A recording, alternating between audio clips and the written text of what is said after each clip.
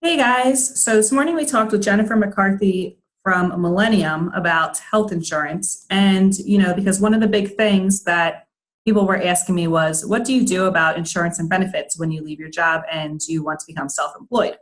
So, to talk about some more insurance and benefits, we have Nick Musselman from AllState, and he's an insurance agent with them. And Nick deals with all types of different insurances, but today he's going to talk to us about a couple in particular that will affect people who are leaving their job and they're used to having some sort of benefits, and now they won't have them anymore, but they still can have them, right, Nick? Correct. Okay, so can you tell us a little bit about what you can do for people who are self employed?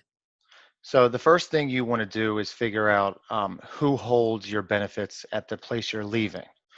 Because there are some companies like including Allstate and Aflac, which are a good one, you can take those with you as far as life and accident, anytime, any other types of insurance that you may have, any type of benefits with your company.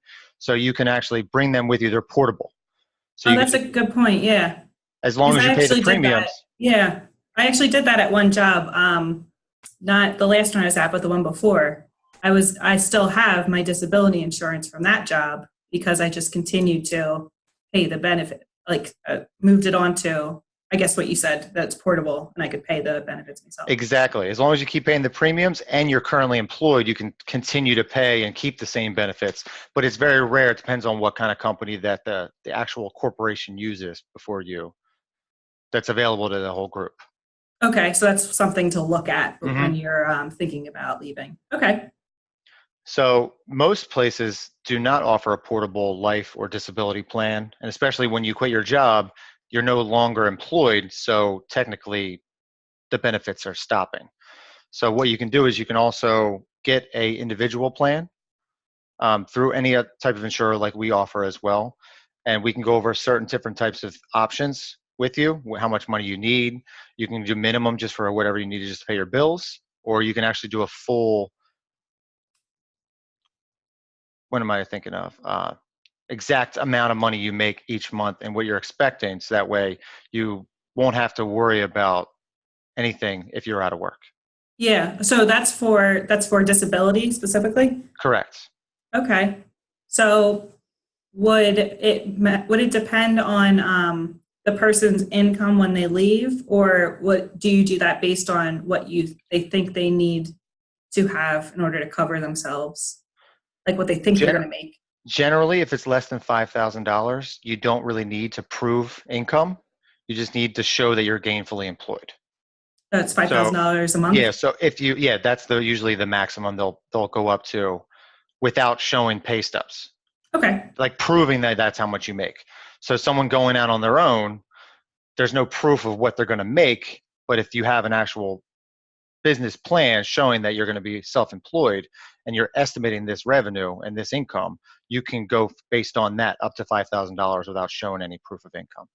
Oh, okay. And then I guess as the business grows, you could show your proof of your income that you've brought in if you wanted to increase the amount of Correct. insurance. Okay. Exactly. Yeah, All those right. things That's are great. ever changing. As long as you pay a little bit more in premium, you could always increase your benefits Okay. for sure.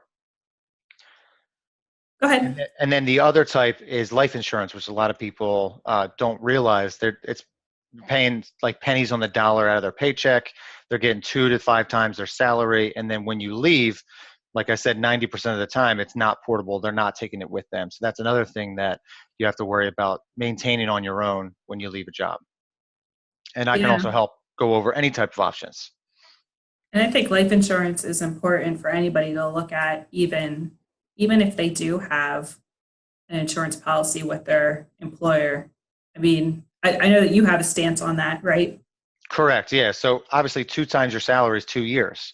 So depending on how big your family is or how young your children are, do you want to just allow your children to live for 2 years and then have to struggle after that? Because 2 years isn't very long.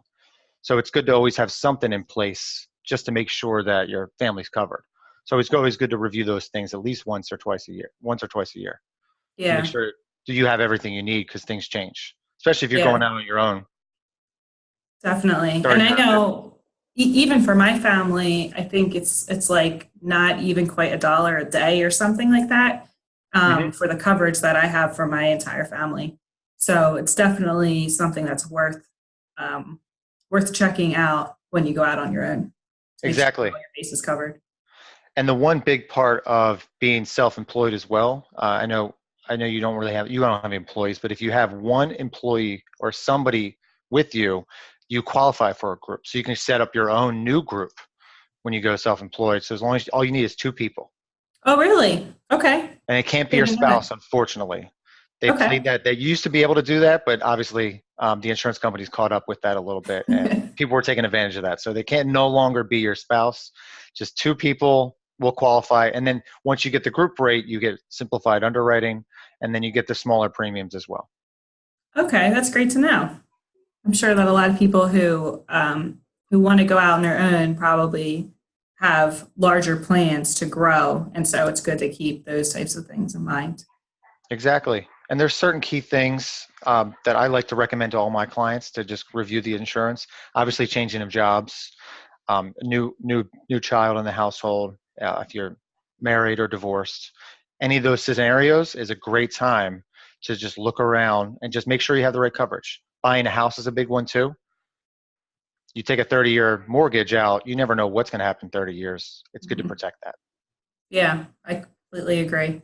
And I'm more of the, even though I am someone who left their job, which sounds risky, I am more of the, I don't so much like the risk. So I do have an insurance policy because of my house, because of my And mortgage.